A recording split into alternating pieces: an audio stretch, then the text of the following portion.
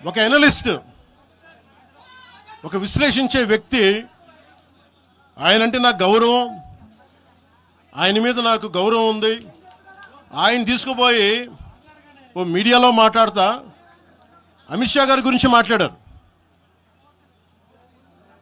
అమిత్ షా గారు నేను మాట్లాడుకున్నామంటే ఆయన విన్నారంటే ఆయన కూర్చొని తప్పుడు మాటలు మాట్లాడితే దాన్ని ఖండించే. నా మీద మనకు మాట అంటే మన జన సైనికులు ప్రతి చోట ఏదో కూర్చొని ఒక కేసులు పెట్టారు కూడా నాకు తెలియదు. తెలిసిన వెంటనే చెప్పాను, అవన్నీ వదిలేనని చెప్పాను నేను. అవన్నీ మళ్ళీ ప్రెస్ క్లబ్లో పోయి మీరు తిడుతూ ఉంటే, ప్రాంతీయ విద్వేషాలు రెచ్చగొడితే దాంట్లో కూర్చోబెట్టి ఎంతకాలం చేస్తారు? 12 సంవత్సరాలు తెలంగాణ వచ్చిన తర్వాత ఇంకా తెలంగాణలో ఉపాధి లేకపోయినా ఏమి లేకపోయినా దానికి ఆంధ్రుడే కారణం, దానికి పవన్ కళ్యాణే కారణం. పరిశ్రమల్లో ఈ లెక్కల్లో ఇంక మీరు ఎప్పుడు మీరు ఎన్ని చేసినా ప్రతిదానికి ఎక్కడో చోట తెలంగాణ ప్రజలు ఇది గ్రహించాలి. ఉద్యోగాలు రాకపోయినా ఉపాధాలు రాకపోయినా ప్రతిదానికి ఆంధ్రోడు కారణం అంటే ఆంధ్ర ప్రజలు నిజంగా ఎందుకు వస్తారు ఇక్కడికి? తెలుగు చిత్ర పరిశ్రమ ఎందుకు వచ్చింది? ఎక్కడో మద్రాసులో ఉన్న తెలుగు చిత్ర పరిశ్రమ ఇక్కడ రావడానికి కారణం తెలంగాణ ప్రత్యేక రాష్ట్రం కావాలని కోరుకున్న నాయకులు చెన్నారెడ్డి గారు తీసుకొచ్చారు ఇక్కడికి. ఆయన తీసుకొచ్చారు ఇక్కడికి.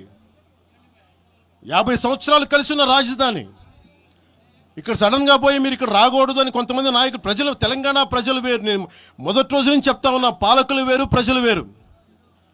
తెలంగాణకి అన్యాయం చేసిన పాలకుల్ని, దాంట్లో పవన్ కళ్యాణ్ కూడా వాడిని కూడా ఉరిదీసాను పర్లా. పాలకులు వేరు, ప్రజలు వేరు.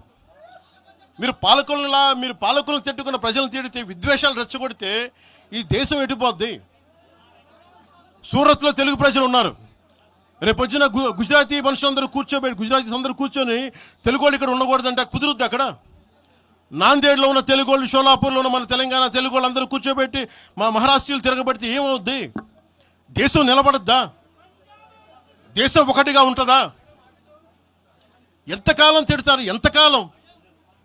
నేను అమిత్ షా గారిని అన్నారని చెప్పి నేను మాట్లాడగానే కూర్చోబెట్టి ఒకళ్ళు దానికి చిలవలు పలవలు చేసి నాకు తెలంగాణ అంటే పడదు, నాకు వీళ్ళంటే పడదు, వాళ్ళంటే పడదు, ఇన్ని సంవత్సరాలు 12 years కూర్చోబెట్టడం మేము ఒక చెరువుని కబ్జా చేసామంట. నాకేం పనిలేదు.